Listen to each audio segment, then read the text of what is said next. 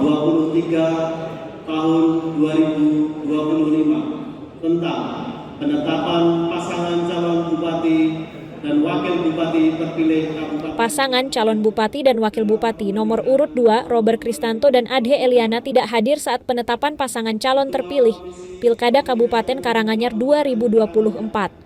KPU Karanganyar sebelumnya telah menerima surat dinas dari KPU RI nomor 24 Peraturan Lembaga nomor 237 Surat Dinas tahun 2025 pada Senin 6 Januari. Dalam surat dinas tersebut, KPU Provinsi Banten KB kota yang di wilayahnya tidak ada perselisihan hasil pemilihan (PHP) diminta untuk melakukan penetapan calon terpilih dalam jangka waktu 3 hari setelah terbitnya surat dinas. Pantauan di Gedung Mabes Convention Center Karanganyar, kedua pasangan calon yang mengikuti kontestasi politik tidak menghadiri acara penetapan paslon terpilih Pilkada Karanganyar 2024 yang digelar KPU Karanganyar. 369.222 suara atau 59,91% dari total suara sah. Sebagai pasangan calon bupati dan wakil bupati terpilih Kabupaten Karanganyar dalam pemilihan bupati dan wakil bupati Karanganyar tahun 2024.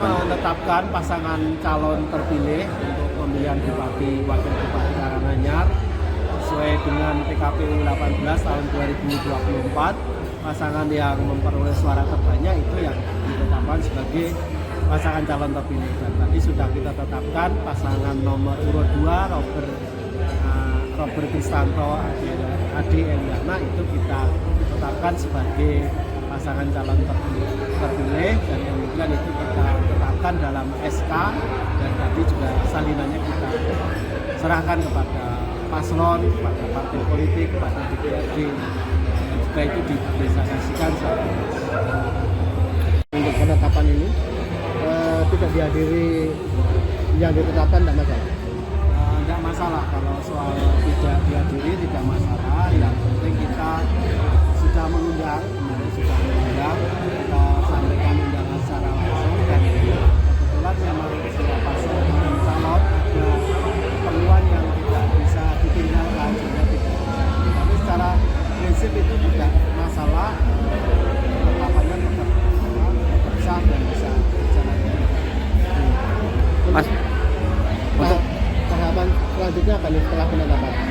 Ya, setelah penetapan calon ini nanti KPU akan menyampaikan usulan untuk pelantikan kepada DPRD untuk kemudian diteruskan ke gubernur dilengkapi dengan syarat-syarat yang diperlukan, tetapi kemudian kewenangan selanjutnya itu ada di pemerintah pusat dan mungkin juga pemerintah daerah mengenai kapan pelantikannya. Tapi yang pasti setelah ini KPU hanya sifatnya mengusulkan dan menyertakan persyaratan administrasi yang diperlukan untuk keperluan pelantikan. Apakah KPU sudah menerima tembusan yang semula mungkin Februari untuk pelantikan kemudian menjadi Maret ini?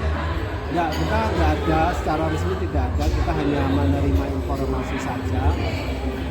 Tapi sekali lagi itu ada kewenangannya di pemerintah pusat. Dan proses pelantikan itu memang kewenangannya di pemerintah pusat. Tapi sesuai jadwal Februari, Mas? Kalau sesuai kepres berapa ya?